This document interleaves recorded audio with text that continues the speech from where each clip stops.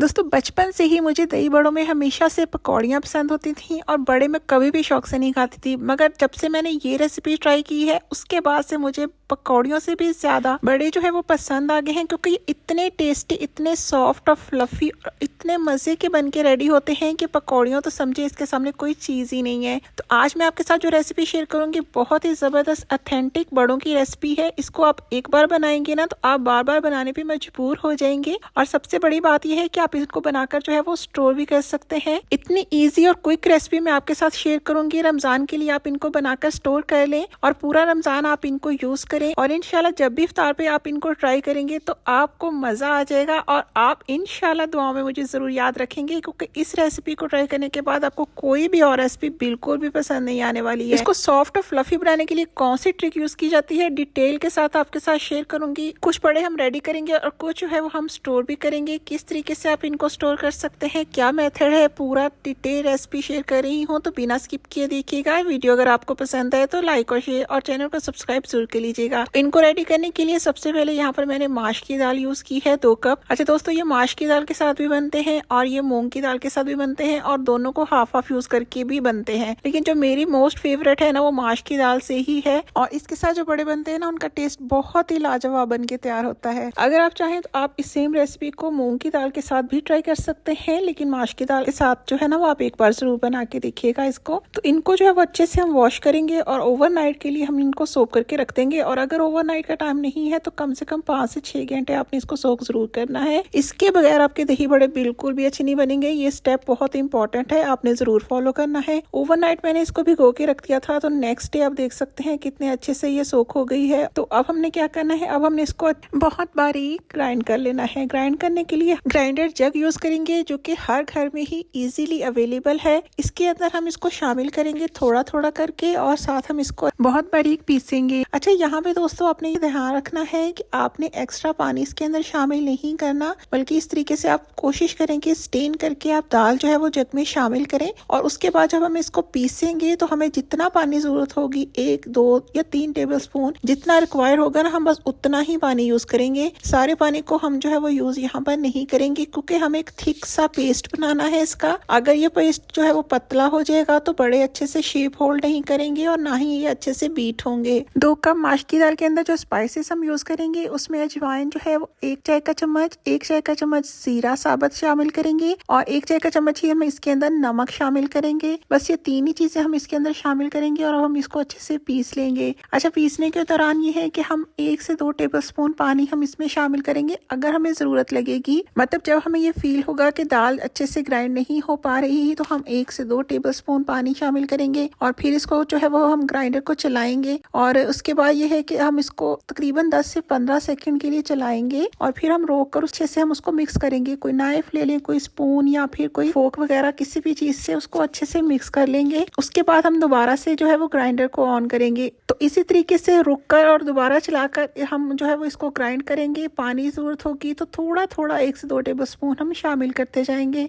और तब तक हम इसको ग्राइंड करेंगे जब तक कि अच्छा सा क्रीमी सा पेस्ट हमारे पास रेडी नहीं हो जाता। बस हमने इसको इतना अच्छा सा पीसना है कि ये बिल्कुल एक पेस्ट की फॉर्म में आ जाए, यानी कि इसके अंदर कोई भी दाना जो है वो नहीं रहे। तो जब पेस्ट रेडी हो जाएगा तो तब हम इसको निकाल लेंगे। तो यहाँ पे देखिए कितने जबरदस्त तरीके से ये ग्राइंड हो गई है, बिल्कुल एक क्रीमी सी फॉर्म में आ गई है। जो दाल बाकी बच गई थी उसको भी मैं नेक्स्ट जो है वो ग्राइंड कर लूंगी। और इससे जो अगला स्टेप है बहुत ही इंपॉर्टेंट है। पहला स्टेप है कि आपने इसको पूरे टाइम के लिए भिगोना है। दूसरा स्टेप है कि आपने इसको अच्छे से ग्राइंड करना है, बिल्कुल इस तरीके से क्रीमी सी हो जाए। और जो तीसरा स्टेप है वो भी बहुत इंपॉर्टेंट है, उसमें आपने इसको बीट करना है। अच्छा, यहाँ पे मैं एग बीटर यूज कर रही हूँ। इसके साथ आपने इसको तब तक बीट करना है जब तक कि एक फ्लफी ना हो जाए, एक अच्छी क्वांटिटी में एयर इसके अंदर जो है वो जमा नहीं हो जाए। उसकी निशानी ये होगी, एक तो ये अपने साइज से डबल हो जाएगी, और दूसरा ये है कि हम इसको पानी में डालकर चेक करेंगे। अच्छा, यहाँ पे जो है मैं एग बीटर यूज कर रही हूँ, लेकिन ये एग बीटर अगर आपके पास नहीं है तो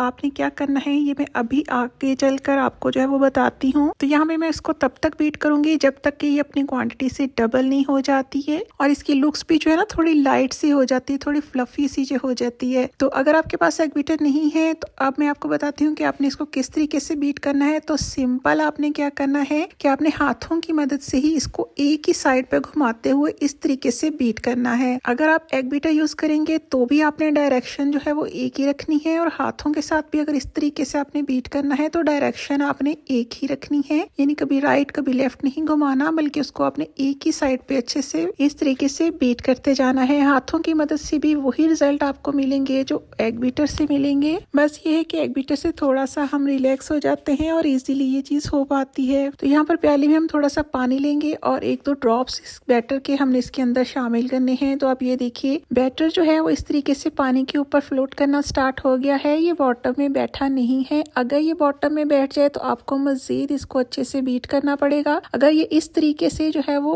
फ्लोट करना स्टार्ट हो जाए, यानी कि ये तैरना शुरू हो जाए पानी में, तो इसका मतलब है कि आपका जो बैटर है वो जबरदस्त सा रेडी हो गया है बड़े बनाने के लिए। तो यहाँ पर बैटर हमारा माशाल्लाह से रेडी है। तो अब हम इसके जो है वो बड़े बनाना स्टार्ट करते हैं। यहाँ पर मैंने ऑयल को जो है वो मीडियम फ्लेम पे गर्म कर लिया है और इसमें आप जो है वो थोड़ा थोड़ा सी क्वांटिटी में आप बैटर डालते जाएं। अच्छा, इसकी शेप की जो है वो आपने परवाह नहीं करनी, ये खुद ब खुद ही गोलाई की शेप में आ जाएंगे। साइज आप अपनी पसंद से रख लीजिएगा कि आपने इसको कितने साइज में बनाना है, थोड़े बड़े या थोड़े छोटे। बस इस स्टेज पे आपने ये ध्यान रखना है कि आपने जो ऑयल है इसको बहुत ज्यादा फिल नहीं कर लेना। इसकी दोस्तों 2 वजह है। एक तो ये है कि ये जब हम इसको अंदर ऑयल के हम इसको शामिल करते हैं ना बड़ों को, तो इसका जो बैटर है थोड़ा सा ये फ्लफी होता है ना, तो ये थोड़ा बड़े हो जाते हैं अपने साइज से, यानी जिस साइज में हम बैटर शामिल करेंगे ये फूल जाएंगे और थोड़े से अपने साइज से बड़े हो जाएंगे। और दूसरा ये होता है कि हमें इनको पलटने में भी काफी आसानी हो जाती है। तो यहाँ पे जब एक साइड से हल्का सा कलर आना स्टार्ट हो गया था तो मैंने इसकी साइड जो थी वो चेंज कर ली। फ्लेम यहाँ हम मीडियम रखेंगे, बहुत हाई फ्लेम पे इनको फ्राई नहीं करेंगे। इससे ये होगा कि आपके बड़े ऊपर से तो ब्राउन हो जाएंगे लेकिन अंदर से ये कच्चे रहेंगे। और दोस्तों माश की दाल में मैं बना रही थी तो मैंने इसमें अजवाइन जरूर इस्तेमाल की है, आप भी जरूर करिएगा। माश की दाल जो होती है समटाइम जो स्टमक जो है वो अपसेट करती है, तो अगर आप इसके अंदर अजवाइन डालेंगे ना तो ये माशाल्लाह से बहुत अच्छे बन के रेडी होंगे और आपके स्टमक को बिल्कुल भी डिस्टर्ब नहीं करेंगे। दूसरा जो हमने माश की दाल को थोड़ी देर के लिए भिगो लिया था उससे भी जो है इसकी डाइजेशन जो है वो बेहतर होती है। तो माशाल्लाह से हमारे दही बड़े जो हैं वो बन के रेडी हो गए हैं। अब इनको अपने ऐसे से इस तरीके से निकाल लेना है डिश में। आपको भी अगर जो माश की दाल है या चने ये इस तरीके की जो चीजें होती है ना, अगर स्टमक अपसेट होता है उनको खाने से, तो एक तो आपने उनको अच्छे से सोप करके फिर आपने उनको कुक करना है, और दूसरा इस तरह की चीजों में ना आपने अजवाइन का इस्तेमाल जरूर करना है। तो माशाल्लाह से जबरदस्त से हमारे बड़े जो हैं वो देखिए कितने प्यारे कलर में, बहुत ही फ्लफी, बहुत ही सॉफ्ट और जालीदार ये बन के जो है वो रेडी हो गए हैं। तो नेक्स्ट बैच भी इसी तरीके से हम रेडी कर लेंगे और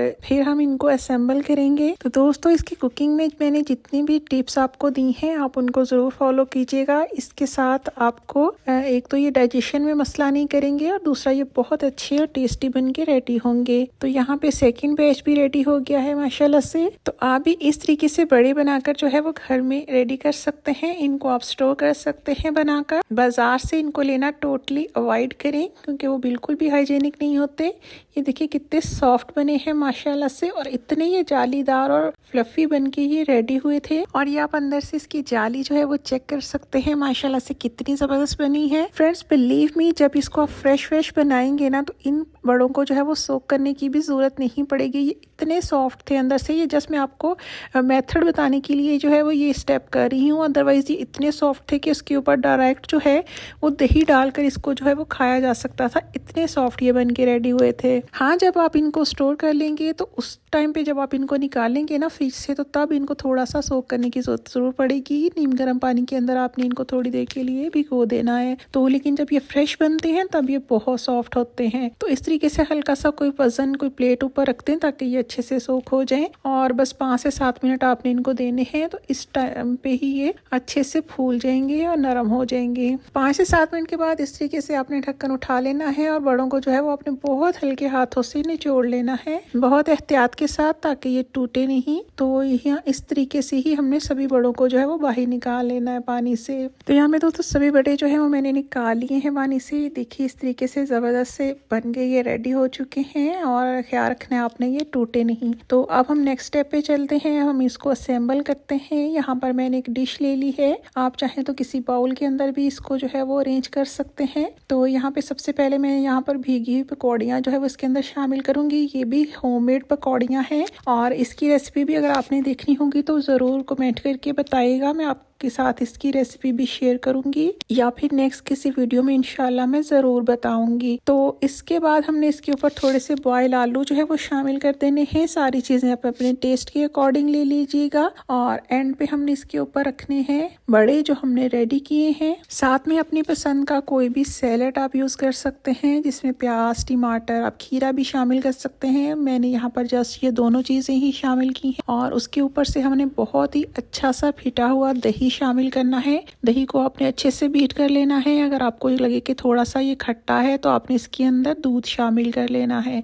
और इसके बाद सभी जो बड़े हैं उनको ऊपर से इस तरीके से कवर कर देना है दही के साथ। इसके बाद हमने इसके ऊपर से हल्का सा नमक स्प्रिंकल कर देना है, साथ में कुटी लाल मिर्च हम इसके ऊपर से डालेंगे। साथ में इसके ऊपर से हम डालेंगे सब्ज चटनी जो कि हम घर में रेगुलर बनाते हैं, नॉर्मली हर घर में बनती है। धनिये, पुदीने और सब्ज मिर्च की जो चटनी होती है उसको ऊपर से शामिल करेंगे और इसके बाद हम इसके ऊपर थोड़ा सा चाट मसाला डाल देंगे। और यहाँ पर हमारे बड़े जो हैं वो माशाल्लाह से बिल्कुल रेडी हो गए हैं। आप देख सकते हैं कितने प्यारी लुक के साथ ये बड़े जो हैं वो बन के रेडी हुए हैं। तो कोशिश किया करें कि घर पर ही ऐसी रेसिपीज को जो है वो ट्राई करें, बहुत ईजी होती हैं। तो ये थी दोस्तों मेरी आज की रेसिपी, उम्मीद करती हूँ आपको पसंद आई होगी। रेसिपी पसंद आई है तो लाइक और शेयर कीजिएगा, चैनल पे न्यू हैं तो सब्सक्राइब भी कर लीजिएगा। फिर मिलेंगे इंशाल्लाह किसी और मज़ेदार टेस्टी रेसिपी के साथ। टिल देन टेक केयर, अल्लाह हाफिज़।